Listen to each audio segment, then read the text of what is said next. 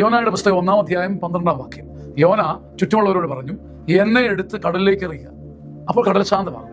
ഞാൻ നിമിത്തമാണ് ഈ വലിയ കൊടുങ്കാറ്റ് നിങ്ങൾക്കെതിരെ ഉണ്ടായിരിക്കുന്നതെന്ന് ഞാൻ മനസ്സിലാക്കുന്നു. ഇതെന്തൊരു വലിയ തിരിച്ചറിവാണ്. ഒളിച്ചോടിയ യോന തന്റെ ചുറ്റുമുള്ളവരോട് അങ്ങോട്ട് പറയുക, പോംവഴി പറഞ്ഞു കൊടുക്കുക, എന്നെ എടുത്ത് കടലിലേക്ക് എറിയുക, കടൽ ശാന്തമാകും. കാരണം ഞാൻ മുഖാന്തരമാണ് ഈ വലിയ കൊടുങ്കാറ്റ്, ഞാൻ വഴിക്കാണ്, ഞാൻ മൂലമാണ് ഈ കൺഫ്യൂഷൻ, ഞാൻ മൂലമാണ് എൻ്റെ കുടുംബത്തിൽ ഈ പ്രശ്നം, ഞാൻ മൂലമാണ് എൻ്റെ പള്ളിയിൽ ഇടവകയിൽ ഈ ബുദ്ധിമുട്ട്, ഞാൻ മൂലം എൻ്റെ കൂട്ടായ്മ, എൻ്റെ കമ്പനി, എൻ്റെ ബിസിനസ്, എൻ്റെ ജോലി മേഖല ഞാൻ മുഖാന്തരം സഹിക്കുന്നുണ്ടോ തിരിച്ചറിവ്. ഈ വലിയ കൊടുങ്കാറ്റിന്റെ പിന്നിൽ ഞാനുണ്ടെന്ന് പറയാനുള്ള ആർജവത്വം. അതുകൊണ്ട് മാത്രമാണ് ഈ തിമിംഗലത്തിന്റെ വായിൽ നിന്ന് പോലും ദൈവം ഇതിനെ രക്ഷിക്കുന്നത്.